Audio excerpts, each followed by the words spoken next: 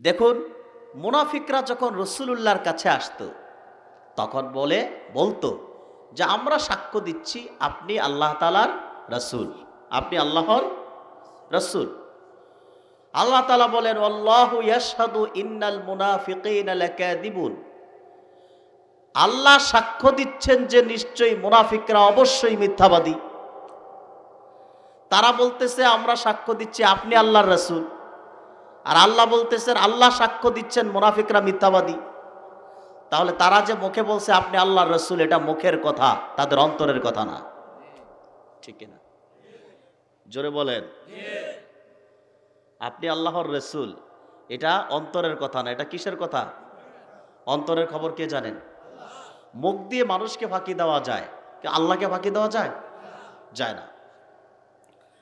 এই পৃথিবীতে শত শত কোটি মানুষ আছে না? প্রত্যেকটি মানুষকে, এই শত শত কোটি অগণিত মানুষকে আল্লাহ তাআলা ভাগ করছেন, তিনটি শ্রেণীতে বিন্যাস করেছেন। কয়টি শ্রেণী? আপনারা একটু কথা বললে আমার ভালো লাগবে, যদি এটা আমাকে সাপোর্ট করবেন আর কি। দুনিয়ায় মানুষ আছে শত শত কোটি, অসংখ্য মানুষ, নাকি? অগণিত কোটি। কিন্তু সকল মানুষকে আল্লাহ তাআলা ভাগ করছেন তিনটি শ্রেণীতে। কয়টি? প্রথম শ্রেণী হলো মুমিন। প্রথম শ্রেণীর নাম কি? দ্বিতীয় শ্রেণী কাফের, তৃতীয় শ্রেণী মুনাফিক। কয়টা হলো? মুমিন, কাফের, মুনাফিক। মুমিন, কাফের, মুনাফিক। মানুষ আছে শত শত কোটি, কিন্তু শ্রেণী কয়টা? দল কয়টা? তিনটা। এই তিনটি নামে কোরআন শরীফে তিনটি সূরাও এসেছে। মুমিনদের নামে সূরাতুল মুমিনুন, কাফিরদের নামে ৩০তম পারা এসেছে কাফিরুন, মুনাফিকদের নামে সূরাতুল মুনাফিকুন। আছে কিনা? তিনটি সূরার প্রারম্ভে আল্লাহ রাব্বুল আলামিন তিন শ্রেণীর মানুষের চারিত্রিক বিশ্লেষণে বলেন, প্রথমে আল্লাহ তাআলা মুমিনগণের নামে সূরাতুল মুমিনুন অবতীর্ণ করেছেন। সূরাতুল মুমিনুনের শুরুতে প্রথম শ্রেণী মুমিনদের কথা বলেন, قد أفلح المؤمنون الذين هم في صلاتهم خاشعون। আল্লাহ রাব্বুল আলামিন বলেন অবশ্যই সফলতা লাভ করেছে মুমিনগণ যারা বিনয়ের সাথে নামাজ আদায় করে। সুবহানাল্লাহ। সফল কাম কারা? মুমিনরা। কারা? প্রথম শ্রেণী। কয় নাম্বার শ্রেণী? তারা সফল কাম। এখানে আল্লাহ আরো ৬টা বৈশিষ্ট্যের কথা বলছেন। বিনয়ের সাথে নামাজ, অনর্থক কথাবার্তা থেকে নির্লিপ্ত থাকা, স্বেচ্ছায় যাকাত দেওয়া, যৌনাঙ্গকে সংরক্ষণ করা, এরকম 7টা বৈশিষ্ট্য। কয়টা? 7টা বৈশিষ্ট্য। তাহলে আমরা জানলাম প্রথম শ্রেণী মুমিন, তাদের ব্যাপারে আল্লাহর স্বীকৃতি হলো তারা সফল কাম। তারা কি? সফল কাম। এবার আল্লাহ রাব্বুল আলামিন দ্বিতীয় শ্রেণী কাফিরদের নামে সূরাতুল কাফিরুনে বলেন, قل يا أيها الكافرون لا أعبد ما تعبدون। হাবিব মুহাম্মদ সাল্লাল্লাহু আলাইহি ওয়াসাল্লাম, আপনি বলুন, হে কাফেরের দল, তোমরা যার ইবাদত করো আমি রাসূল তার ইবাদত করি না। অর্থাৎ তোমরা নিজেদের সৃষ্ট, নিজেদের বানানো, নিজের হাতে তৈরি করা মূর্তি, ভাস্কর্য, প্রতিমা, কাবায় যে ৩৬০টি দেবদেবী আছে এগুলোর পূজা করে এগুলোকে খোদা হিসেবে বিশ্বাস করো। আর আমি রাসূল এক আল্লাহর ইবাদতে বিশ্বাস করি। তৃতীয় শ্রেণী মুনাফিক। এটা সবচেয়ে খারাপ, সবচেয়ে জঘন্য, সবচেয়ে নিকৃষ্ট। মুনাফিকদের নামে সূরাতুল মুনাফিকুনের প্রথম আয়াতে আল্লাহ পাক তাদের স্বরূপ উন্মোচন করে দিয়েছেন। আল্লাহ পাক বলেন, إذا جاءك المنافقون قالوا نشهد إنك لرسول الله হাবিব আমার মুহাম্মদ সাল্লাল্লাহু আলাইহি সাল্লাম, মুনাফিকরা যখন আপনার নিকটে আসে তখন তারা বলে আমরা সাক্ষ্য দিচ্ছি যে নিশ্চয় আপনি আল্লাহর রাসূল। আল্লাহ বলেন ওয়াল্লাহু ইয়ালামু ইন্নাকা লারাসূলু, আল্লাহ অবগত আছেন যে নিশ্চয় আপনি তার রাসূল। ওয়াল্লাহু ইয়াশহাদু ইন্নাল মুনাফিকিনা লাকাযিবুন, আল্লাহ সাক্ষ্য দিচ্ছেন যে নিশ্চয়ই মুনাফিকরা মিথ্যাবাদী। মুনাফিকরা কি? আওয়াজ করে বলা লাগবে, মুনাফিকরা কি? কথাটা কার? তাহলে বোঝা যায় আল্লাহ যেখানে মুনাফিকদেরকে মিথ্যাবাদী বলছেন, সেখানে তাদের সুরত যতই সুন্দর হোক, মাঝে মধ্যে কিছু কথা ভালো বলুক, তাদেরকে ভালো বলার কোনো সুযোগ নাই। এই যে তিনটি শ্রেণী, কোরআন শরীফ দ্বিতীয় সূরা সূরাতুল বাকারা, কোন সূরা? সূরাতুল বাকারায় আল্লাহ তাআলা একদম শুরুতে তিনটি শ্রেণীর মানুষের চারিত্রিক বিশ্লেষণ তুলে ধরেছেন, যেন আপনি সহজে, মানুষ আল্লাহর বান্দারা বিশ্বাসীরা যেন সহজে বুঝতে পারে কে বিশ্বাসী কে অবিশ্বাসী, আর কে বিশ্বাসীদের মধ্যে গাপটি মেরে থাকা মুনাফিক, সহজে যেন চিনতে পারে। তিন শ্রেণীর মানুষের আলোচনা আল্লাহ তাআলা করে দিয়েছেন। প্রথমে আল্লাহ পাক মুমিনদের আলোচনা করেন,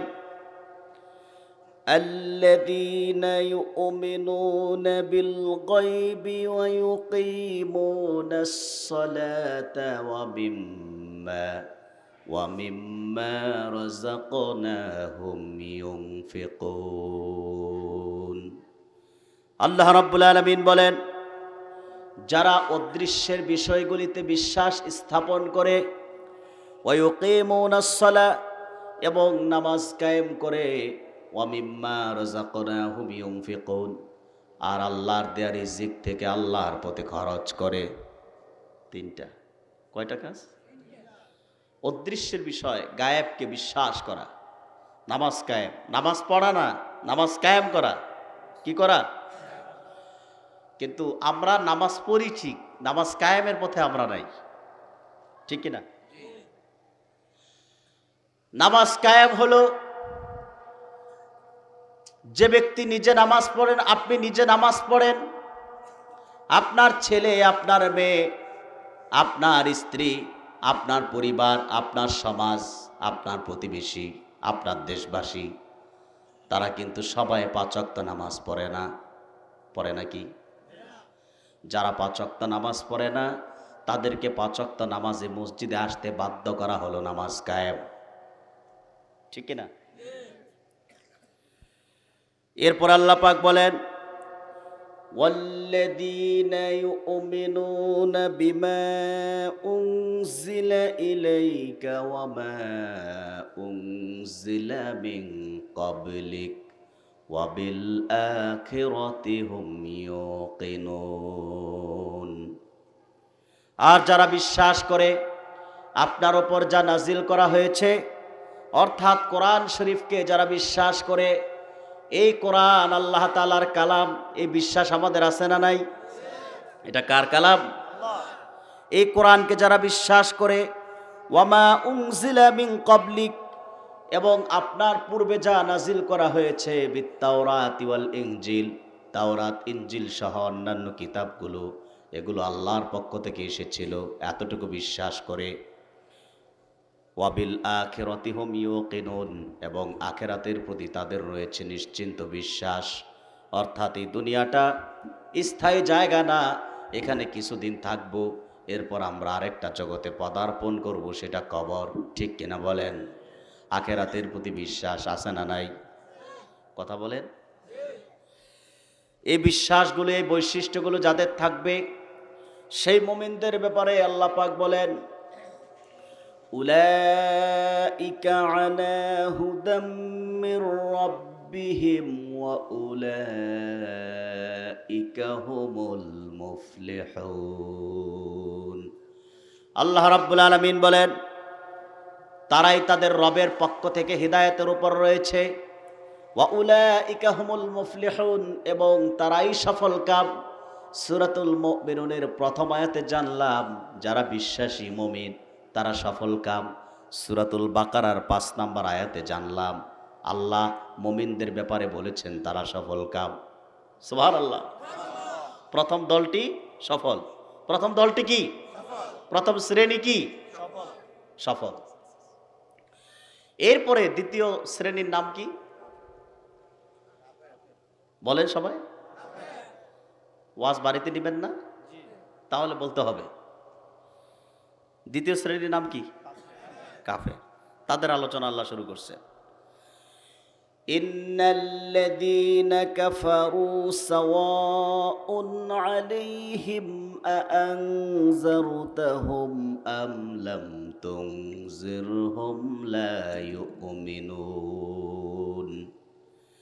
আল্লাহ রাব্বুল আলামিন বলেন, নিশ্চয়ই যারা কাফের হয়েছে, হাফিজুল হাদিস জালালউদ্দিন সুয়ুতি রহমাতুল্লাহ বলেছেন, কা আবি জাহলিন ওয়া আবি লাহাবিন, আবু জাহেল আবু লাহাবের মতো যারা কাফের হয়েছে, হে রাসূল আপনি তাদেরকে সতর্ক করুন বা সতর্ক না করুন, উভয়টি তাদের জন্য সমান। তারা ঈমান আনবে না। কি আনবে না? কেন আনবে না?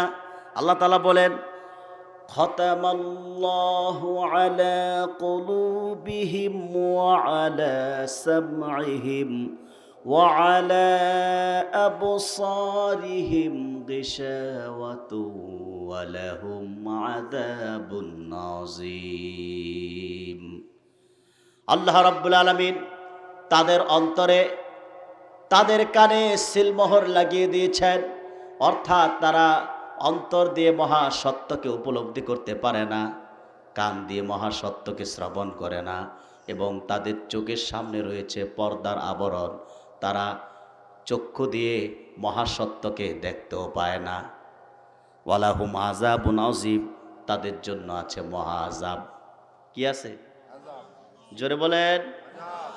আযাব, শাস্তি, মারামারি, ঠিক না? কবরে কি আছে? শাস্তি।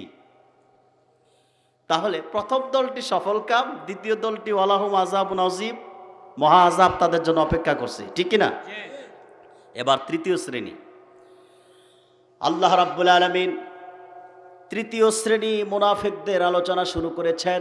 দেখুন ভাইয়েরা, ৩ নম্বর আয়াত থেকে ৭ নম্বর আয়াত পর্যন্ত এখানে আল্লাহ তাআলা ২টি শ্রেণীর আলোচনা সমাপ্ত করলেন। এরপর শুরু করলেন তৃতীয় শ্রেণী মুনাফিকদের আলোচনা। ৮ নম্বর আয়াত থেকে শুরু করে প্রায় ২০ নম্বর আয়াত পর্যন্ত ১২-১৩টি আয়াতে একাধারে শুধু মুনাফিকদের চারিত্রিক বিশ্লেষণ দিয়েছেন, তাদের স্বরূপ উন্মোচন করেছেন। আল্লাহ রাব্বুল আলামিন বলেন, ওয়ামিনান নাসি মান ইয়াকুলু আমান্না বিল্লাহি ওয়া বিল ইয়াউমিল আখির ওয়া মা হুম বিমুমিনিন। আল্লাহ রাব্বুল আলামিন বলেন, মানুষের মাঝে কিছু লোক এমন রয়েছে যারা বলে আমরা আল্লাহকে বিশ্বাস করি, আখিরাতকে বিশ্বাস করি, ওয়া মা হুম বিমুমিনিন। আল্লাহ রাব্বুল আলামিন বলেন অথচ আদৌ তারা ঈমানদার নয়। তারা বলে আমরা আল্লাহকে বিশ্বাস করি, পরকালও বিশ্বাস করি, তাদের ব্যাপারে আল্লাহর বক্তব্য হলো তারা ঈমানদার না। তারা নিজেদেরকে ঈমানদার পরিচয় দিতে চায়, কিন্তু আল্লাহ তাদেরকে ঈমানদার হিসেবে স্বীকৃতি দেয় না। তাদের চরিত্র কিরকম নিকৃষ্ট দেখুন। সূরা বাকারা আয়াত নাম্বার 14 আল্লাহ পাক বলেন, وَإِذَا لَقُوا الَّذِينَ آمَنُوا قَالُوا آمَنَّا وَإِذَا خَلَوْا إِلَى شَيَاطِينِهِمْ قَالُوا إِنَّا مَعَكُمْ إِنَّمَا نَحْنُ مُسْتَهْزِئُونَ। আল্লাহ রাব্বুল আলামিন বলেন, মুনাফিকরা যখন মুমিনদের মজলিসে যায়, ঈমানদারদের মজলিসে যায়, তখন বলে আমরা ঈমান এনেছি, তোমাদের সাথে আছি। আবার যখন ইমানদারদের মজলিস ত্যাগ করে তারা তাদের শয়তান নেতাদের কাছে যায়, তখন বলে আমরা তোমাদের সাথে আছি। অর্থাৎ ইমানদারদের কাছে আসলে ইমানের পরিচয়, মুসলমানদের সাথে আছি এটি বলে। আবার যখন কাফেরদের কাছে যায় তখন বলে আমরা তোমাদের সাথে আছি, নিজেদের পরিচয় দেয় কাফের। এইরকম দ্বিমুখী দ্বিচরিত্রের মানুষ আমাদের দেশে আছে না নাই? আছে কিনা? মুমিনদের কাছে আসলে ইমান, মুমিনদের কাছে আসলে কি? নিজে মুসলিম পরিচয়। আবার কাফেরদের কাছে গেলে পরিচয় কাফের, ঠিক কিনা? অর্থাৎ প্রয়োজনে ঘোমটা, প্রয়োজনে বোরকা, প্রয়োজনে তসবি, প্রয়োজনে মাজার জিয়ারত, প্রয়োজনে উমরা, প্রয়োজন শেষ আবার পূজায়, ঠিক কিনা? প্রিয় ভাইয়েরা আমার, দেখুন এই চরিত্রের মানুষ দেশে আছে কিনা? ঈদের সময় ঈদগাহে আসে, ঈদের শুভেচ্ছা বিনিময় করেন, জুমার দিন মসজিদে আসেন, ইসলামের পক্ষে কথা বলেন, কোরআন সুন্নাহর পক্ষে কথা বলেন, এমনভাবে ভাষণ দেন মনে হয় ওনার চেয়ে বড় মুসলিম বাংলাদেশে আর কেউ নাই। কিন্তু এই লোকগুলোকে যখন দেখতে পাই পূজার সময় শারদীয় দুর্গোৎসবে যায়, সেখানে গিয়ে লাফালাফি করে আর বলে সবাই ধর্ম যার যার, উৎসব সবার, পরকালে আমরা একসাথেই তো থাকবো।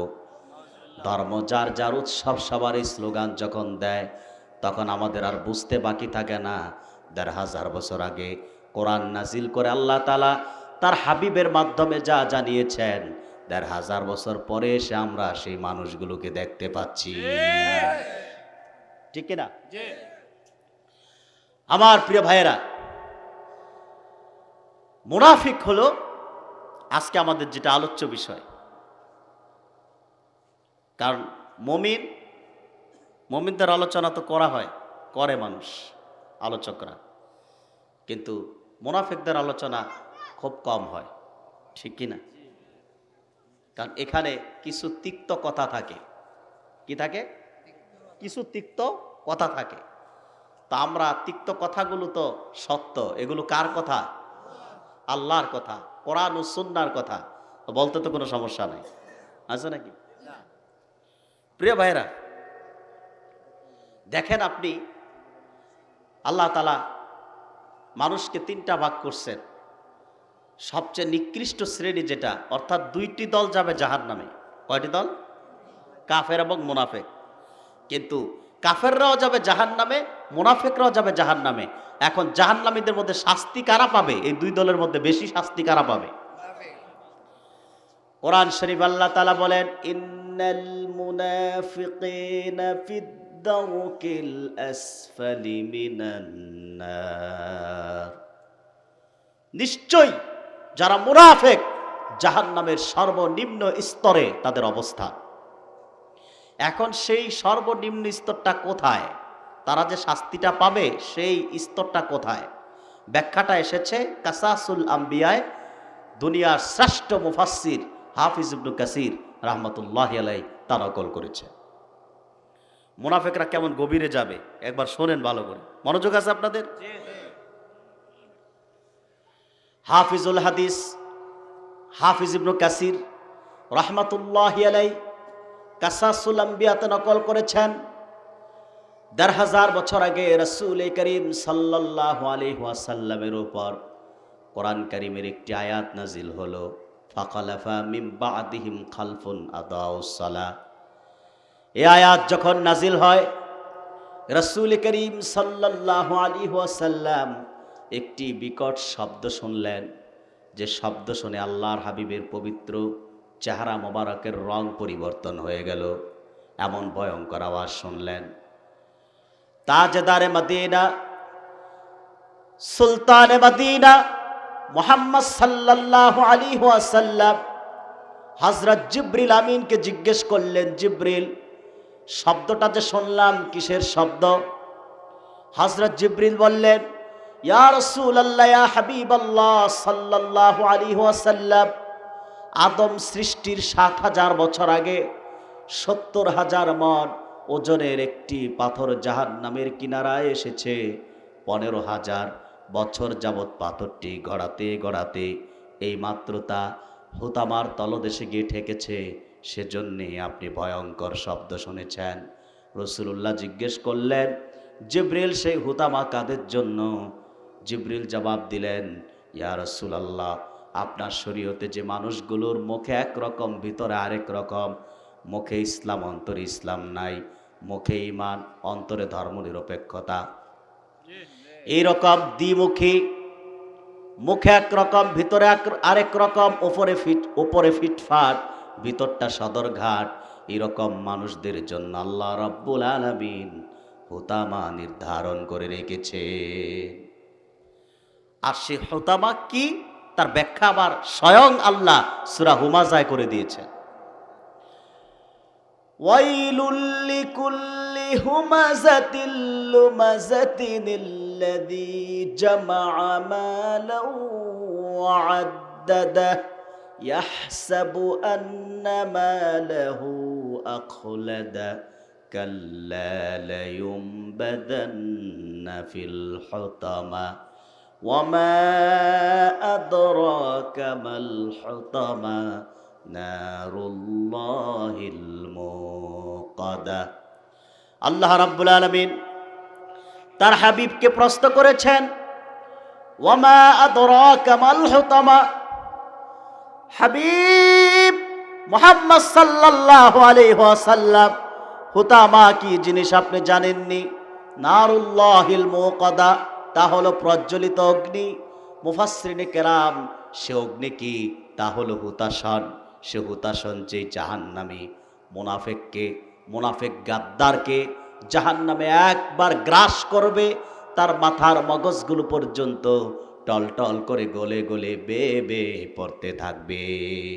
সেই কঠিন নিম্ন স্তরে সবচেয়ে গভীর জায়গায়, জাহান্নামের সবচেয়ে শাস্তির জায়গায় প্রবেশ করবে যেগুলো মুসলমানদের ভিতরে ঘাপটি মেরে বসে থাকা মুনাফেকগুলো। ঠিক কিনা বলেন? আর মুনাফেক এটা কিন্তু আমাদের ঘরের মানুষ, আমাদের কথা বলেন, কথাটায় কি দুঃখ পাইতেছে? আমাদের ঘরের মানুষ, ঘরের শত্রু। ঠিক কিনা? কাফের, মুশরিক, নাস্তিক, ইহুদি, খ্রিস্টান, এরা আমাদের প্রকাশ্য শত্রু। আর মুনাফেক হচ্ছে আমাদের সাথে খায়, থাকে, ঘুরে বেড়ায়, খাবার দাবার শেষ প্লেটটা ছিদ্র করে দেয়। ঠিক কিনা? আসেনি এরকম মানুষ? জলবে না থাকতে পারে, বাংলাদেশে তো আছে। কারণ জলবের মানুষ সব আউলিয়া কেরাম। সম্মানিত ভাইয়েরা, তাহলে মুনাফেকরা যাবে জাহান্নামের সবচেয়ে কঠিন জায়গায়। এখন প্রশ্ন হলো, মুনাফেকরা তো নামাজও পড়ে, রোজাও রাখে, যাকাতও দেয়, শুধু তা নয়, মুনাফেকরা জিহাদেও যেত। ১,৫০০ বছর আগে তারা জিহাদে যেত, তারা নামাজ পড়ে, রোজা রাখে, দান করে, মাঝে মধ্যে ভালো কাজ করে, কিন্তু তারা বেশি শাস্তি কেন পাবে? প্রশ্ন আছে কিনা? আমি সূরাতুল মুনাফিকুনের ঐতিহাসিক পটভূমি আপনাদের সামনে তুলে ধরতে চাই। বিষয়টি ক্লিয়ার হয়ে যাবে কেন তাদের শাস্তি বেশি। তবে আমাকে ২০ থেকে ২৫ মিনিট সময় লাগবে, যদি আপনারা দিতে পারেন। কষ্ট হবে না তো আপনাদের? ঐতিহাসিক পটভূমি আমি আপনাদের সামনে তুলে ধরছি নির্ভরযোগ্য তাফসীরের কিতাব থেকে। তাহলে চলুন মুনাফিকদের শাস্তি কেন বেশি জেনে নেই। মাক্কাতুল মুকাররমায় মুনাফিকদের কোনো উৎপত্তি সূচনা ছিল না। মুনাফিকদের সূচনা হয় মাদিনাতুল মুনাওয়ারাতে। মাদিনাতুল মুনাওয়ারাতে দুটো গোত্র ছিল সবচেয়ে প্রভাবশালী, একটি আউস আর একটি খাজরাজ। এই দুই গোত্র, কয় গোত্র? এই দুই গোত্র ছিল খুব প্রভাবশালী আর মারামারিতে খুব এক্সপার্ট। কিছুদিন পর পর মারামারি করত। তো তাদের আবার নেতৃত্ব দিতেন আরেক ইহুদি নেতা, তার নাম ছিল আব্দুল্লাহ ইবনে উবাই ইবনে সালুল। সে ছিল দুই গোত্রের নেতৃত্ব দিত, মারামারি করলে মিটমাট করত। আউস ও খাজরাজ গোত্র, আব্দুল্লাহ বিন উবাই। দেখেন, আপনারা প্রত্যেকটা মানুষ, আমার বিশ্বাস, আমি আশাবাদী, আপনারা প্রত্যেকটা মানুষ আবু জেহেলকে ঘৃণা করেন। আমার কথা শুনতেছেন? এই যে বাম দিকে কিসের আওয়াজ হচ্ছে ভাই? আপনারা একটু, এই যে খালি জায়গাটা আসলেই তো হয়, এই জায়গাটা কার জন্য রাখছেন? আপনার পিছনের মানুষগুলো সামনে আসেন। এই যে খালি জায়গাটা, আমি আপনাদের না দেখলে কিভাবে কথা বলবো বলেন? একটু কাছাকাছি আসেন না। এই যে এই জায়গাটা, এই খালি জায়গাটা পূরণ করতে হবে, কারণ এখানে ইবলিস আসতে পারে। আর বাংলাদেশে এমনি শয়তানের উৎপাত চলতেছে বেশি, ঠিক কিনা?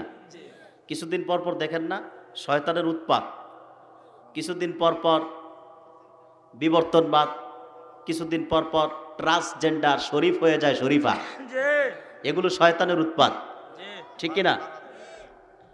তো সেজন্যে শয়তানকে মাহফিলের প্যান্ডেলে বসতে দেওয়া সুযোগ, এই সুযোগ দেওয়া কি আমাদের উচিত হবে? বলছিলাম, আপনারা প্রত্যেকটা মানুষ আবু জেহেলকে ঘৃণা করেন। কারণ কি? সে আমার আল্লাহর আখিরি নবী মুহাম্মদ সাল্লাল্লাহু আলাইহি সাল্লামকে কষ্ট দিয়েছে, ঠিক কিনা? মনে রাখবেন, আবু জেহেলকে ঘৃণা করেন, আল্লাহর হাবিবকে কষ্ট দিয়েছে, কিন্তু আবু জেহেলের চেয়েও বেশি কষ্ট দিয়েছে মুনাফিক সর্দার। তার নামটা আপনারা মুখস্থ করবেন। তার পুরাটা নাম আব্দুল্লাহ ইবনে উবাই ইবনে সালুল। এত বড় নাম সবাই তো মুখস্থ রাখতে পারবেন না, সংক্ষেপে বলছি, আব্দুল্লাহ বিন উবাই। আব্দুল্লাহ বিন উবাই, সে ছিল ইহুদিদের নেতা। কি ছিল? ওই যে আউস ও খাজরাজ গোত্র ইসলাম প্রবেশের আগে জাহিলি যুগে মদিনায় দুইটি গোত্র ছিল প্রভাবশালী। ইসলাম প্রবেশের আগে একটা আউস আর একটা খাজরাজ, এই দুই গোত্রের নেতৃত্ব দিত আব্দুল্লাহ বিন উবাই। এবং কি এই দুই গোত্র তাকে রাজা হিসেবে নির্বাচন করার জন্য, তার জন্য একটা স্বর্ণখচিত চেয়ারও তৈরি করা হলো। দুই গোত্র মিটিং করলো যে তাকে রাজা মানবে, তার নেতৃত্ব মানবে, তার জন্য একটা চেয়ার তৈরি করা হলো। সব কিছু ঠিকঠাক, চেয়ার রেডি, শুধু বসানোটা বাকি, ঘোষণা বাকি। এই যে আজকের মাহফিল মুরিয়ারা, এই মাহফিলের জোহরের আগেই কিন্তু সব সকালবেলা কমপ্লিট হয়ে গেছে, স্টেজ, প্যান্ডেল, ঠিক কিনা? কিন্তু শুরু হয়েছে কখন? নিশ্চয় আসরের পর, নাকি? তো দ্রুপ আব্দুল্লাহ বিন উবাইয়ের জন্য সব রেডি ছিল, প্রস্তুত ছিল, শুধু বসানোটা বাকি ছিল। এমন সময় মক্কাতুল মুকাররমায় ইসলাম প্রচারে বাধাগ্রস্ত হলেন।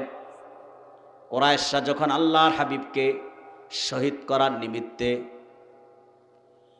একদল কুরাইশ নেতাকে আল্লাহর হাবিবের বাড়িতে প্রেরণ করলেন, তরবারি ধারণকারী অস্ত্র শস্ত্রে সজ্জিত যুবকরা যখন বাড়িতে চলে আসলো, রাসূলুল্লাহর বাড়িটি ঘেরাও করে ফেলল। আল্লাহর পক্ষ থেকে জিবরিল চলে আসলো, হুকুম আসলো, আপনি মক্কাতুল মুকাররমা ছেড়ে দিন, হিজরত করুন। আল্লাহর হাবিব নবীজি মুহাম্মদ সাল্লাল্লাহু আলাইহি সাল্লাম কালেমার দাওয়াত নিয়ে, কালেমার ঝান্ডা নিয়ে মদিনাতুল মুনাওয়ারার দিকে হিজরত করলেন। রাসূলুল্লাহ যখন মদিনা মুনাওয়ারায় পৌঁছালেন, সেখানকার মানুষগুলো আল্লাহর হাবিবকে পেয়ে অত্যন্ত আনন্দে, স্বেচ্ছায় সানন্দে রিসিভ করলেন, ঠিক কিনা? আল্লাহর হাবিবকে রিসিভ করা হলো, তারা খুব আনন্দিত হলেন। আল্লাহর রাসূল যখন মদিনাতুল মুনাওয়ারাতে চলে গেলেন, দলে দলে লোকজন এসে আল্লাহর হাবিবের কাছে কালেমা পড়ে মুসলমান হতে লাগলেন।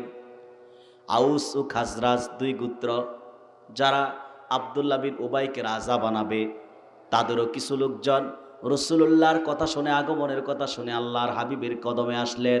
তারা আল্লাহর হাবিবের কদমে এসে রাসূলুল্লাহর জবান থেকে কোরআন শরীফের বাণী শুনে মুসলমান হয়ে গেলেন।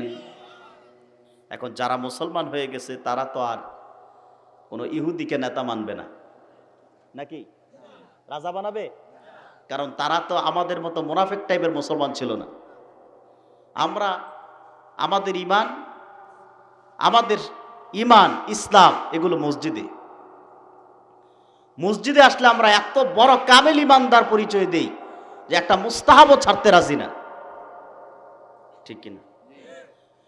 কোন ইমাম সাহেব যদি মুস্তাহাব ছেড়ে দেয় নামাজে, ইমামের চাকরি নিয়ে টানাটানি শুরু, যে উনি একটা কাজ করলো, একটা মুস্তাহাব ছাড়লো। যে আমরা মসজিদে আসলে একটি মুস্তাহাব ছাড়তেও রাজি না, পালন করি পূর্ণাঙ্গভাবে, সুন্নাত পালন করি, ফরজ ওয়াজিব পালন করি, সেই লোকগুলো আমরাই মসজিদ থেকে বের হয়ে আমাদের চালচলন, 24 ঘন্টার কাজ, ব্যবসা বাণিজ্য, অফিস আদালত, রাজনীতি, পরিবার, সমাজ, সব কিছু চলছে ইহুদিদের তরিকায়, ঠিক কিনা? প্রিয় ভাইরা, আউস ও খাজরাজ গোত্রের কিছু লোকজন রাসূলুল্লাহর কাছে এসে ইসলাম কবুল করলেন। এখন যারা মুসলমান হয়ে গেছে তারা আর আব্দুল্লাহ বিন উবাইকে নেতা মানবে না। আব্দুল্লাহ বিন উবাইয়ের নেতা হওয়া শেষ, রাজা হওয়া শেষ, চেয়ার ছুটে গেল, চেয়ার বসা হলো না। এই যে চেয়ারটা ছুটে গেল, আল্লাহর হাবিবের প্রতি তার একটা ক্ষোভ ঢুকছে, যে আমার তো সব কিছু প্রস্তুত ছিল, শুধু মুহাম্মদ সাল্লাল্লাহু আলাইহি ওয়াসাল্লাম আসার কারণে আমি চেয়ারে বসতে পারলাম না, ঠিক কিনা? রাজার চেয়ারে বসা হলো না। আজকেও যত পৃথিবীতে দ্বন্দ্ব দেখতে পাচ্ছেন, দ্বন্দ্ব, সংঘাত, রক্তপাত, এই সব কিছু চেয়ার কেন্দ্রিক, ঠিক কিনা? সব কি চেয়ার কেন্দ্রিক, সবাই যে চেয়ারে আমি বসবো, ঠিক কিনা? আর যে একবার বসে সে আর চেয়ার ছাড়তে রাজি না, ঠিক কিনা? আবার সম্মানিত ভাইয়েরা, তাহলে আব্দুল্লাহ বিন উবাই আর রাজা হতে পারল না। রাসূলুল্লাহর প্রতি তার ক্ষোভ ঢুকলো, রাগ ঢুকলো, কিন্তু সে ছিল চালবাজ মানুষ। সে যে আল্লাহর হাবিবের প্রতি দুশ্মনী রাখে, বিদ্বেষ রাখে, এটা সে বুঝতে দেয় না। কারণ সে চিন্তা করলো, যদি আমি প্রকাশ্যে মুহাম্মাদের বিরোধিতা করি, আমি নিজেই তো মদিনায় থাকতে পারবো না।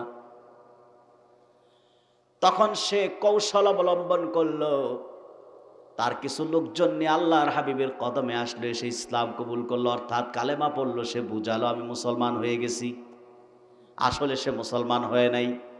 সে উপরে কালেমা পড়ছে, ভিতরে তার কালেমা ছিল না, কিন্তু মানুষকে বুঝালো কি আমি মুসলমান। তার মুনাফিকি ধরা খায়, প্রকাশ পায় বানুল মুস্তালিক যুদ্ধে। কোন যুদ্ধে?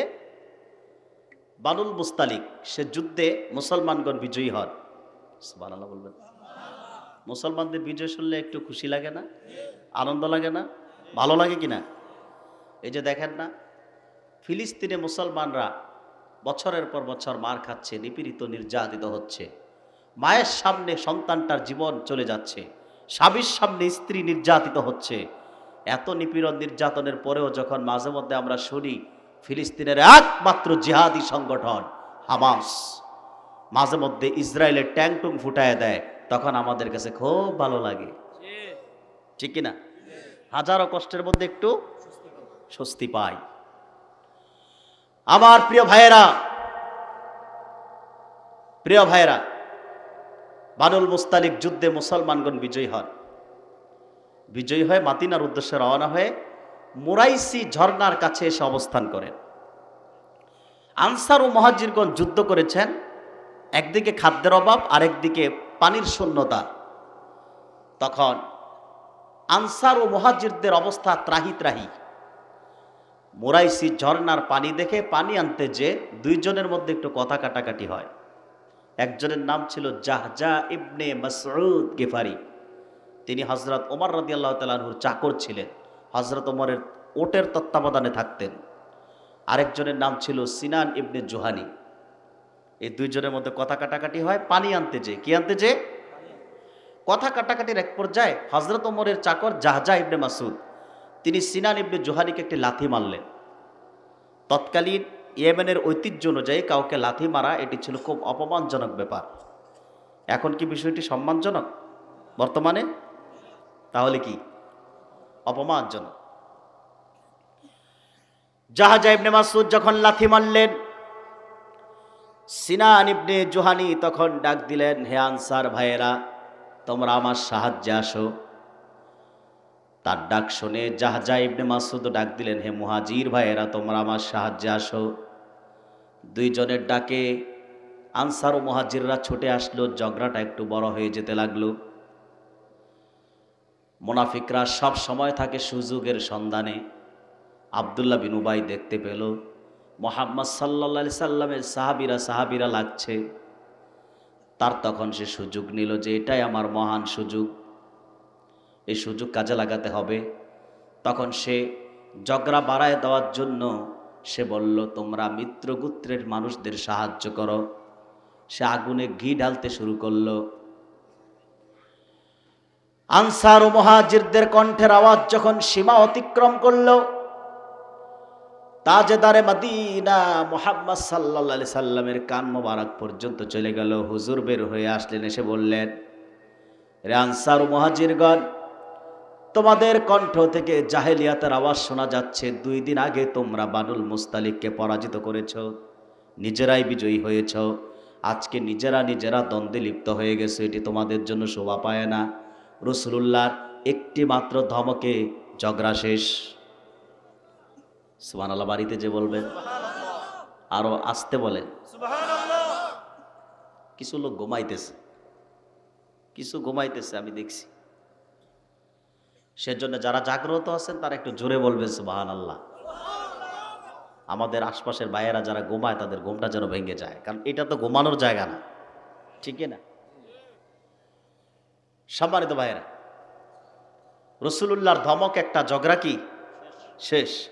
সিনান ইবনে জুহানি যিনি লাথি খাইছিলেন, উনি জাহজা ইবনে মাসউদকে সাথে সাথে মাফ করে দিলেন। ঝগড়া শেষ। মুসলমানরা যার যার মতো চলে যায়। মুসলমানদের ভিতরে যেগুলো একটু মুনাফিক টাইপের, এগুলো গেল আব্দুল্লাহ বিন উবাইয়ের কাছে। আব্দুল্লাহ বিন উবাইটা কে যেন? শুধু মুনাফিক না ভাই, মুনাফিক সর্দার, মুনাফিকদের সর্দার। তখনও তো সে যে মুনাফিক এটা পরিচয় ছিল না, প্রকাশ ছিল।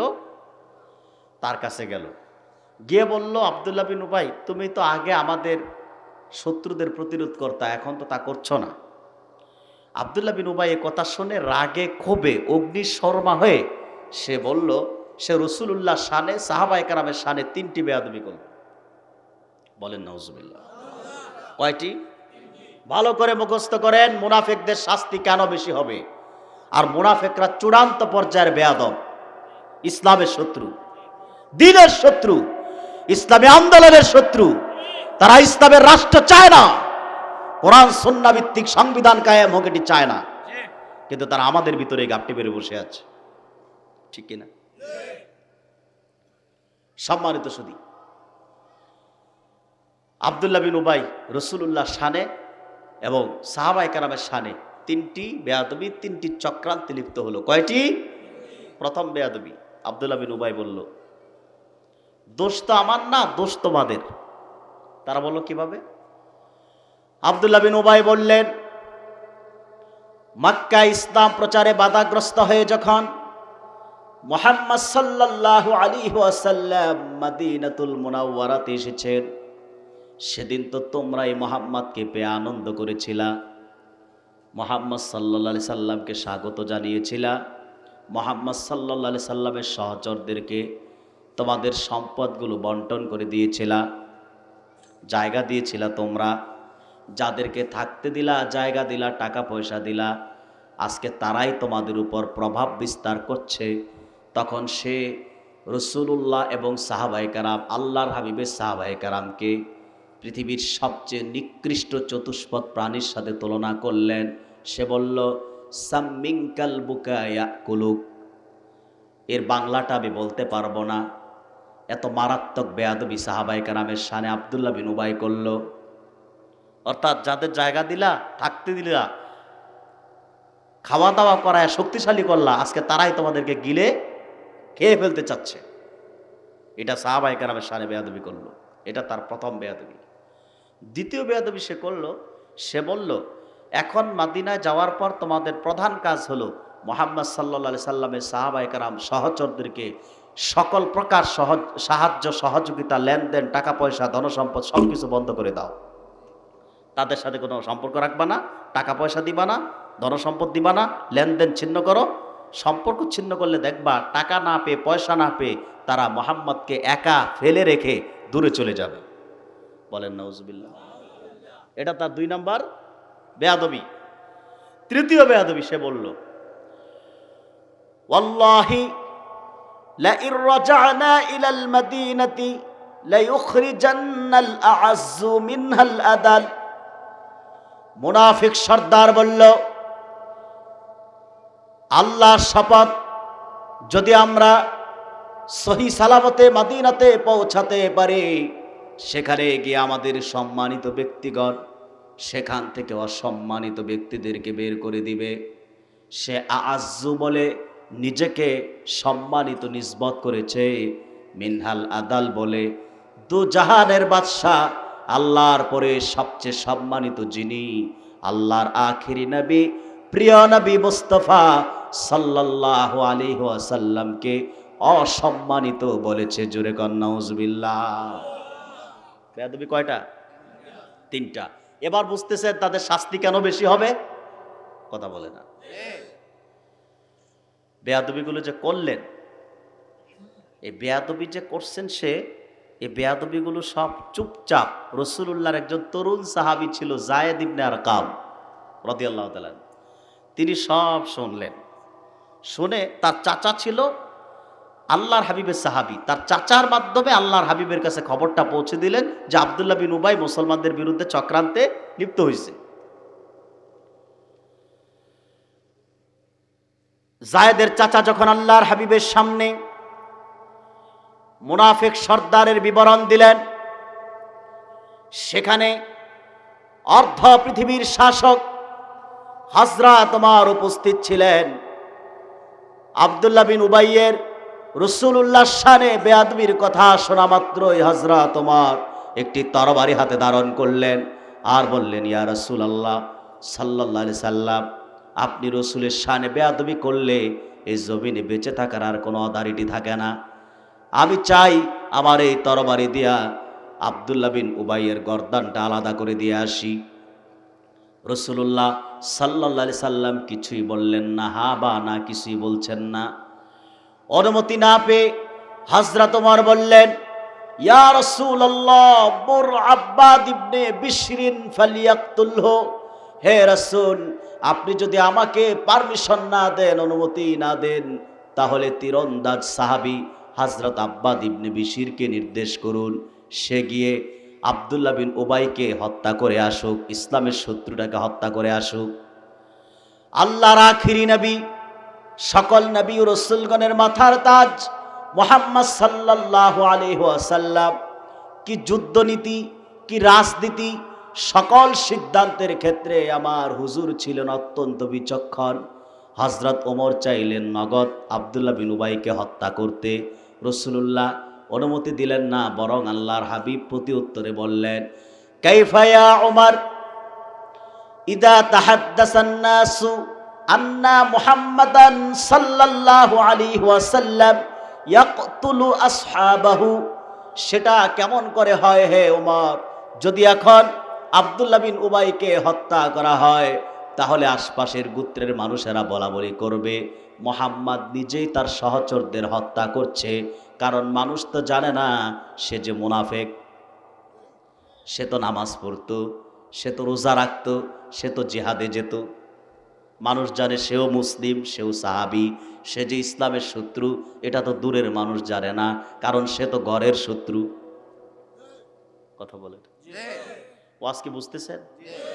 এর চেয়ে সহজ ভাষায় বুঝাবার ক্ষমতা তো আমার নাই, মানুষকে বুঝানোর ক্ষমতা তো মানুষের নাই যদি আল্লাহর সাহায্য না থাকে, ঠিক কি না? সে তো নামাজ পড়তো, শুধু কি নামাজ, সে রাসূলুল্লাহর সাথে জামাতে নামাজ পড়তো। শুধু তা নয়, রাসূলুল্লাহ সাল্লাল্লাহু আলাইহি সাল্লাম শুক্রবার দিন মিম্বরে বসতেন, মিম্বরে উঠতেন। আব্দুল্লাহ বিন উবাই হাজার হাজার মানুষের সামনে রাসূলুল্লাহর পক্ষে দাঁড়ায়া ভাষণ দিতেন, বলতেন মুহাম্মদ সাল্লাল্লাহু আলাইহি সাল্লাম তিনি যেভাবে বলে সেভাবে চলো, যা বলে তা শোনো, মানো। মসজিদ নববীর গেট থেকে বের হয়ে সোজা আব্দুল্লাহ বিন উবাই চলে যেত ইহুদিদের কাছে। আল্লাহর হাবিবের মিশন ভীষণকে ঠেকাবার কাজে চক্রান্তে লিপ্ত হয়ে যেত সে, ঠিক কিনা? সম্মানিত সুধী, এবার আল্লাহ রসুল বললেন এখন তারে হত্যা করার দরকার। এখন হত্যা করলে মানুষ কি ভুল বুঝবে, অর্থাৎ বলা বলি করবে রসুলুল্লাহ নিজেই তার সহচর মুসলমানদের হত্যা করছে। হুজুর বললেন এখন মদিনার উদ্দেশ্যে সফরের ঘোষণা দাও। আল্লাহর হাবিব এমন একটি সময়ে সফরের ঘোষণা দিতে বললেন যে সময়টি সফরের জন্য উপযুক্ত ছিল না, একটি অসময় ছিল। কিন্তু আল্লাহর হাবিব সাল্লাল্লাহু আলাইহি সাল্লামের উদ্দেশ্য হচ্ছে এখানে থাকলে মুনাফিকরা মুসলমানদের মধ্যে বিভাজন সৃষ্টি করবে, আর সফরের ক্লান্তিতে মুনাফিকরা তাদের ষড়যন্ত্রের কথা ভুলে যাবে। টানা একদিন এক রাত মদিনার উদ্দেশ্যে চললেন। হযরত রাসূল পাক সাল্লাল্লাহু আলাইহি সাল্লাম যায়েদকে কাছে ডাকলেন, জিজ্ঞেস করলেন যায়েদ তুমি কি শুনছ? যায়েদ বললেন হুজুর আব্দুল্লাহ বিন উবাই এই বেয়াদবিগুলো করেছে। হুজুর বললেন যায়েদ তোমার শুনতে ভুল হয়নি তো? যায়েদ বললেন ওয়াল্লাহি রব্বিল কাবা, কাবার মালিকের কসম আমি নিজ কানে শুনেছি, নিজ চোখে দেখছি সে বেয়াদবিগুলো করছে। আল্লাহর হাবিব সাল্লাল্লাহু আলাইহি ওয়াসাল্লাম মদিনাতুল মুনাওয়ারার উদ্দেশ্যে চলছেন। কিছু মানুষের কানে, কিছু সাহাবায়ে কেরামের কানে খবরটি চলে গেল আব্দুল্লাহ বিন উবাই রাসূলুল্লাহর শানে বেয়াদবি করছে। এই কথাটি যেতে যেতে মুনাফিক সর্দার আব্দুল্লাহ বিন উবাইয়ের কানে চলে যায়।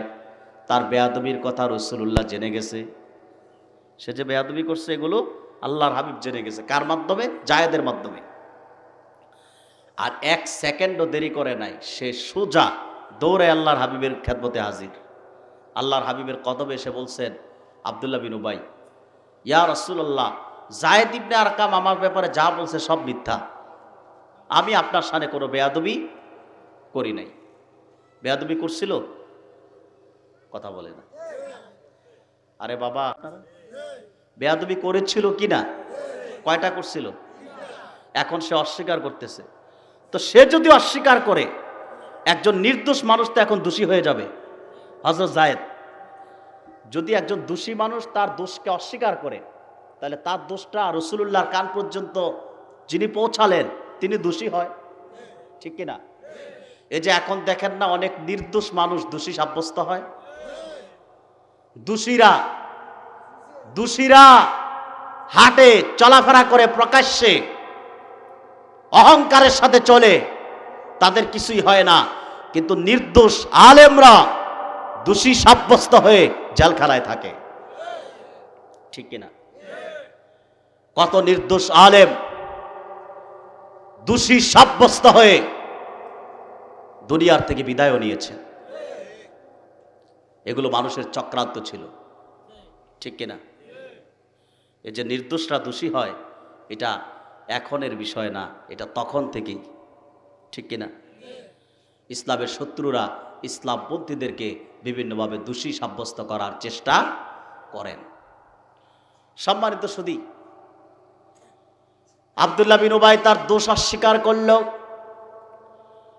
তার সাথে কিছু চেলা চামুন্ডা ছিল, তারা বলল হুজুর আব্দুল্লাহ বিন উবাই তো আমাদের বংশের, আমাদের গোত্রের অত্যন্ত সম্মানিত ব্যক্তি, বুজুর্গ মানুষ, সে তো এমন বেয়াদবি করতে পারে না। যায়েদ ছোট মানুষ, হয়তো শুনতে তার ভুল হয়েছে, বলছে একরকম শুনছে সে আরেক রকম, ভুলটা যায়েদের। আসলে কি যায়েদের ভুল? হযরত যায়েদের মনটা খারাপ হয়ে গেল। আহারে সত্য কথা বলে আজ আমি দোষী হয়ে যাচ্ছি। রাসূলুল্লাহর কদম থেকে যায়েদ উঠে চলে আসলেন। হযরত যায়েদ বলেন প্রতিটি সফরে আল্লাহর হাবিবের বাহনের কাছে আমি থাকতাম, সেদিন আমি লজ্জায় রাসূলুল্লাহর সামনে থেকে দূরে চলে আসলাম। মনে রাখবেন ভাইয়েরা, যদি আপনি সত্যের পক্ষে থাকেন, সত্য কথা বলেন, আল্লাহর ভয় পোষণ করে, মানুষকে ভয় করে নয়, আল্লাহকে ভয় করে যদি সত্য কথা বলেন, সিধা কথা বলেন, সারা পৃথিবী যদি আপনার বিপক্ষেও চলে যায়, আল্লাহ রাব্বুল আলামিন আপনার পক্ষ নিবেন, ঠিক কিনা? সারা দুনিয়া যদি আপনার বিরুদ্ধেও যায়, একজন আপনার পক্ষে থাকবেন, তিনি কে? জায়েদের পক্ষ নিলেন আল্লাহ। সুবহানাল্লাহ বলেন। আল্লাহ রাব্বুল আলামিন জায়েদের কথার সত্যায়নে কোরআন শরীফে সূরাতুল মুনাফিকুনে 7 নাম্বার 8 নাম্বার দুটো আয়াত নাজিল করে দিলেন। জোরে কোন আল্লাহু আকবার। আল্লাহ রাব্বুল আলামিন বলেন, হুমুল্লাযীনা ইয়াকুলুনা লা তুনফিকু আলা মান ইনদা রাসূলিল্লাহি হাত্তা ইয়ানফাদ্দু ওয়ালিল্লাহি খাযাইনুস সামাওয়াতি ওয়াল আরদ ওয়ালাকিন্নাল মুনাফিকিনা লা ইয়ালামুন ওয়ালাকিন্নাল মুনাফিকিনা লা ইয়াফকাহুন। নারায়ে তাকবীর, আল্লাহু আকবার, নারায়ে তাকবীর, আল্লাহু আকবার। আজকের সম্মানিত সভাপতি আড়াইবাড়ি পীর সাহেব হুজুরের আগমন, শুভেচ্ছার স্বাগতম, শুভেচ্ছার স্বাগতম। আড়াইবাড়ি পীর সাহেব হুজুরের আগমন। নারায়ে তাকবীর, আল্লাহু আকবার।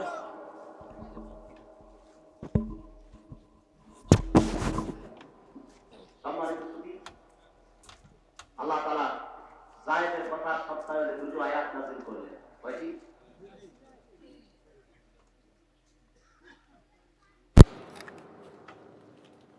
আল্লাহ বলেন, তারাই তো সেসব লোক যারা বলেছে মদিনাতে যাওয়ার পর মুহাম্মদ সাল্লাল্লাহু আলাইহি ওয়াসাল্লামের সহচরদেরকে সকল প্রকার সহায়তা বন্ধ করো, দেখবা তারা মুহাম্মদ সাল্লাল্লাহু আলাইহি ওয়াসাল্লামকে ছেড়ে দূরে চলে যাবে।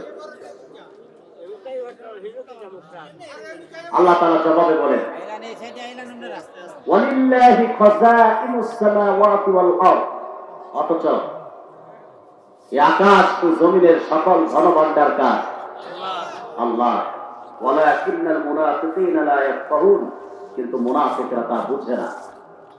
দ্বিতীয় বেয়াদবির জবাব দেন আল্লাহ তাআলা, ইয়াকুলুনা লা ইন রাজa'না ইলাল মাদিনাতি লা ইউখরিজান্নাল আ'আজ্জু মিনহাল আদাল।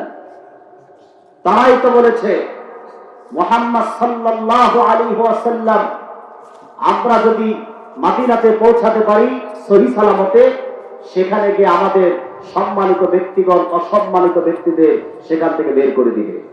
জবাবে আল্লাহ বলেন, ওয়ালিল্লাহিল ইজ্জাতু ওয়ালিরাসূলিহি ওয়ালিল মুমিনিন, অথচ সম্মানিত হলেন আল্লাহ, ওয়ালিরাসূলিহি সম্মানিত হলেন রাসূলুল্লাহ, ওয়ালিল মুমিনিন সম্মানিত হলো মুমিনগণ। জোরে বল সুবহানাল্লাহ।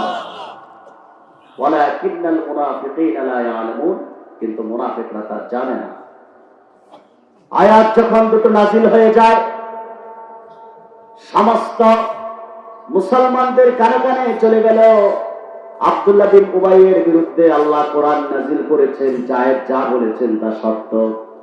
আব্দুল্লাহ বিন উবাই মুসলমানদের ভিতরে ঘাপটি মেরে বসে থাকা একজন মুনাফিক, ইসলামের শত্রু। সেই ইসলামের শত্রু কথাটি সবার কানে চলে যায়। যেতে যেতে আব্দুল্লাহ বিন উবাইয়ের একজন ছেলে ছিল, তার নাম ছিল হযরত আব্দুল্লাহ। পিতার নাম আব্দুল্লাহ বিন উবাই, ছেলের নাম হযরত আব্দুল্লাহ। পিতা ইসলামের শত্রু, আল্লাহর হাবিবের শত্রু, কিন্তু ছেলে হযরত আব্দুল্লাহ রাসূলুল্লাহ আশিক। সুবহানাল্লাহ বলেন। ছেলের কানে যখন চলে গেল, আব্দুল্লাহ বিন উবাই তার পিতা রাসূলুল্লাহর শানে বেয়াদবি করেছে, ছেলে হয়ে তরবারি নিয়ে আল্লাহর হাবিবের কদমে হাজির হয়ে গেলেন। হাজির হয়ে বললেন, ইয়া রাসূলুল্লাহ, ইয়া হাবিবাল্লাহ সাল্লাল্লাহু আলাইহি সাল্লাম, শুনেছি আমার পিতা আব্দুল্লাহ বিন উবাই আপনি রাসূলের শানে বেয়াদবি করেছে। আপনি রাসূলের একটি চুল নিয়েও যদি কেউ মন্তব্য করে, তার আর এই জমিনে বেঁচে থাকার কোনো অথরিটি থাকে না। ইয়া রাসূলুল্লাহ, আপনি যদি চান আমি আমার তরবারি দিয়ে আমার পিতার গর্দানটা আপনার সামনে এই মুহূর্তে হাজির করতে রাজি আছি।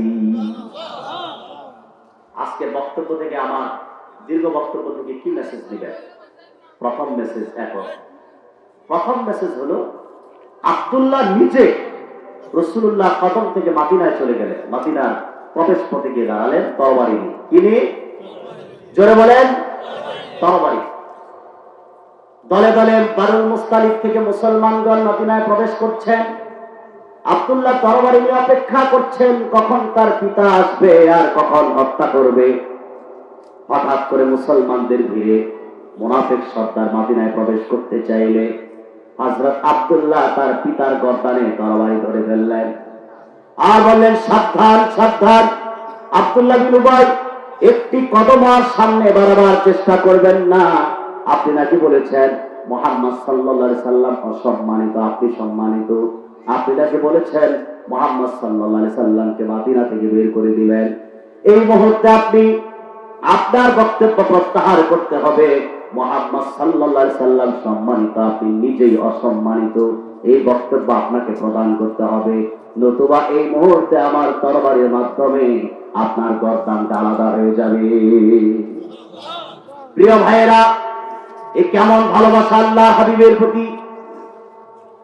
পিতার গর্দানে ছেলের তরবারি, ঠিক না? পিতার গর্দানে কার তরবারি? ছেলের। আজকে আমরা সুন্নি দাবি করি, আশিক রাসূল দাবি করি, উম্মত দাবি করি, খাঁটি মুসলিম দাবি করি, কিন্তু আমার দেশে বাক স্বাধীনতার দোহাই দিয়ে, মুক্ত চিন্তার দোহাই দিয়ে আমার দেশের শিক্ষিত নামের অসভ্য ব্যক্তিরা রাসূলুল্লাহর শানে বেয়াদবি করে, রাসূলুল্লাহর জীবনকে সন্ত্রাস বলে, রাসূলুল্লাহ সাল্লাল্লাহু আলাইহি সাল্লামের চরিত্র নিয়ে মন্তব্য করে, ব্লগাররা ব্লগে আল্লাহর হাবিবের শানে বেয়াদবি করে, শাহরিয়ার কবিররা টকশোতে এসে ইসলামকে প্রশ্নবিদ্ধ করতে চায়, আল্লাহর হাবিবের শানে বেয়াদবি করে। কিন্তু আমরা প্রতিবাদ করি না, কারণ আমাদের দলীয় নেতা, আমাদের পছন্দের নেতা, আমাদের পছন্দের নেত্রী, সেজন্য আমরা প্রতিবাদ করি না। আজকের বক্তব্য থেকে প্রথম মেসেজ হলো, শিক্ষা হলো এটাই, যদি রাসূলুল্লাহর শানে কেউ বেয়াদবি করে, ইসলামের বিরুদ্ধে যদি কেউ কথা বলে, সে আমার দলীয় নেতা হোক, নেত্রী হোক, রাজনৈতিক নেতা হোক, সমাজের ক্যাডার হোক, বা আমার বাপ হোক, তার বিরুদ্ধে তরবারি ধর, রাসূলুল্লাহ শত্রুর গর্দান আলাদা করে দাও, এটাই ইসলামের শিক্ষা। ঠিক কিনা বলেন? ঠিক কিনা? ইসলামের শত্রু সে যেই হোক, যদি সে আমার বাপ হয়, তাকে হত্যা করো। এটাই তো বাংলাদেশে আমরা চাচ্ছি, যুগের পর যুগ বাংলাদেশ সরকারের কাছে আমরা দাবি করে আসতেছি। যারা ইসলামের বিরুদ্ধে কথা বলে, নাস্তিক, ব্লগার, শাহরিয়ার কবির, এইসব নাস্তিকদেরকে প্রকাশ্যে বাইতুল মুকাররম দক্ষিণ গেটে দুই একটা নাস্তিককে ফাঁসি দেয়।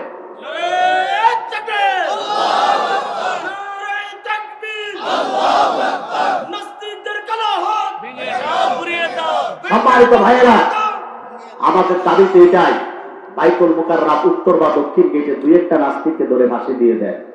বাংলাদেশে রাসূলুল্লাহর শানে বেয়াদবি করা, ইসলামের বিরুদ্ধে কথা বলা, আম্মা জান আয়েশার বিরুদ্ধে কথা বলা কোন মানুষ আর খুঁজে পাওয়া যাবে না। ঠিক কিনা? কিন্তু সেটা মানা হচ্ছে না। বাংলাদেশে দেশের বিরুদ্ধে কথা বললে শাস্তি হয়, বঙ্গবন্ধুর বিরুদ্ধে বললে শাস্তি হয়, শহীদ প্রেসিডেন্ট জিয়াউর রহমানকে মন্তব্য করলে শাস্তি হয়, প্রধানমন্ত্রীর বিরুদ্ধে বললে শাস্তি হয়, কিন্তু দুজাহানের বাদশা মুহাম্মদ সাল্লাল্লাহু আলাইহি ওয়াসাল্লামের বিরুদ্ধে বললে শাস্তি হচ্ছে না। ইসলামের বিরুদ্ধে বলে শাস্তি হচ্ছে না। ঠিক কিনা? এটা আমাদের দুর্ভাগ্য, কপালটা আমাদের মন্দ। ঠিক কিনা? আমাদেরকে এই স্বজন প্রীতি থেকে বেরিয়ে আসতে হবে। ইসলামের শত্রু যেই হোক, তাকে ভয় করতে হবে। কি করো? দ্বিতীয় মেসেজ, মুনাফিক সর্দারের যখন জানাজা সময় হয়, তার জানাজার সময় আল্লাহ তাআলা চূড়ান্ত আয়াতে সূরা তাওবা 84 নম্বর আয়াত নাযিল করে দিলেন। আল্লাহ হাবিব সাল্লাল্লাহু আলাইহি সাল্লামকে আল্লাহ তাআলা বললেন, সূরা তাওবা আয়াত নম্বর 84,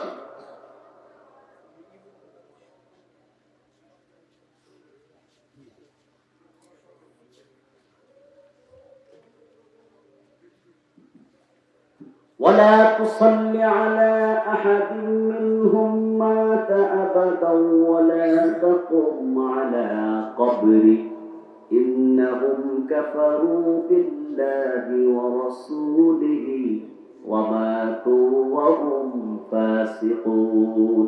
আল্লাহ আয়াত নাযিল করলেন মুনাফিক সর্দারের জানাজায় এখন থেকে যত মুনাফিক মারা যাবে, মুনাফিক যত বড় নেতা হোক, নেত্রী হোক, দাপশীল হোক, ব্যবসায়ী হোক, মুনাফিক মারা গেলে তার জানাজা পড়া যাবে না।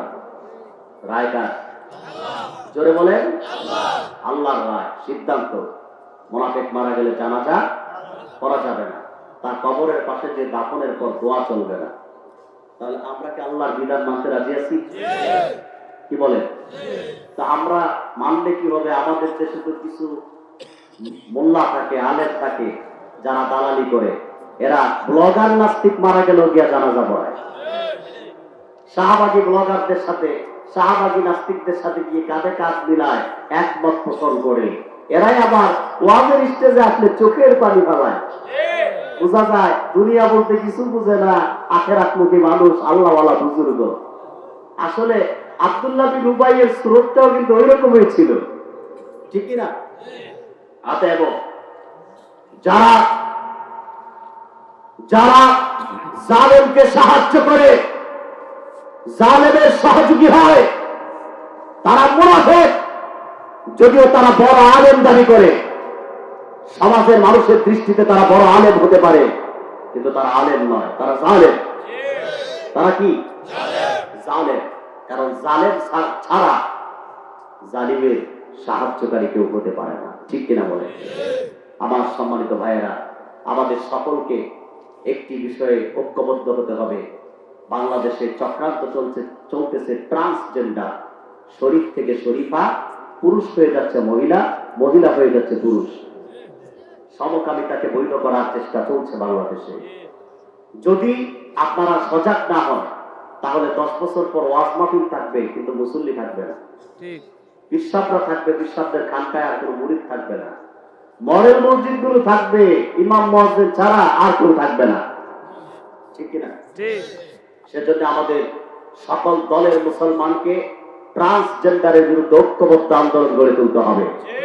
বাংলাদেশে নাস্তিক পশ্চিমাদের কোন চক্রান্ত বাস্তবায়ন করতে দেওয়া যাবে না, ঠিক কিনা বলেন? শরীফ কোনোদিনও শরীফা হতে পারে, এবং বাংলাদেশের ভণ্ডপীরদের ব্যাপারে সাবধান হতে হবে। জোনপুর, ফুরফুরা, আড়াইবাড়ি, সোনাকান্দা এগুলো হক্কানি দরবার, কিন্তু বাংলাদেশে প্রচুর পরিমাণে ভণ্ড দরবার আছে, যে দরবারে গেলে মানুষ নাস্তিক পর্যন্ত হয়ে যায়। কিছুদিন আগে এক বক্তা দেখছি নাস্তিক হয়ে গেছে। এক বক্তা দাড়ি চেষে ভণ্ডপীর সুরেশ্বরী মুরিদ হয়ে এখন সে দাড়িগুলো পর্যন্ত চেষে ফেলছে। তো ওই রকম পীরদের বিরুদ্ধে তো প্রতিরোধ করা আমাদের জন্য ফরজ, ঠিক কিনা বলেন? অতএব আমাদের সকলকে ঐক্যবদ্ধ হতে হবে, এবং কাদিয়ানীদের বিরুদ্ধে সবাইকে ঐক্যবদ্ধ হতে হবে। আর বাংলাদেশের মানুষ, আপনাদেরকে, আমাদের দেশে যারা সাংবাদিক, তারা এখন সাংঘাতিক হয়ে যাচ্ছে। সাংবাদিক হয়ে যাচ্ছে কি? সাংঘাতিক। ওরা আছে তিশা আর মুস্তাককে নিয়ে। এটা একটা চক্রান্ত আমার কাছে মনে হয়। এটি একটি চক্রান্ত, দেশের মানুষের দৃষ্টিকে তিশা আর মুস্তাকের দিকে ঘুরিয়ে বাংলাদেশের ট্রান্সজেন্ডার বাস্তবায়ন হয়ে যাচ্ছে, ঠিক কিনা? অতএব সাংবাদিক, হলুদ সাংবাদিক যারা, এদের যদি জনগণ পায়, কি যে করবে আল্লাহ ভালো জানে। সাবধান হয়ে যাও হলুদ সাংবাদিকরা। আমাদের সবাইকে বিদায় বেলা একটি কথা বলছি, কাদিয়ানীদের বিরুদ্ধে ঐক্যবদ্ধ হতে হবে।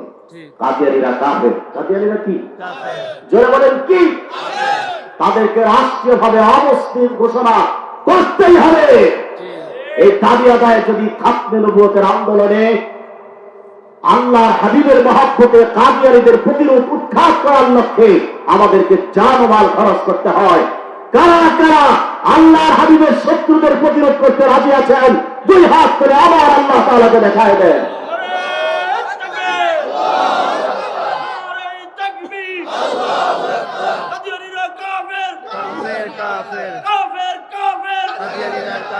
কাদিয়ানীদের কিছু পণ্য পাওয়া যায়, প্রাণ আর এফএম, সেজার, প্রথম আলো, এগুলো ধরবেন না, বেচবেন না, কিনবেন না। সবাই ভালো থাকবে, দোয়া করবে আমার জন্য।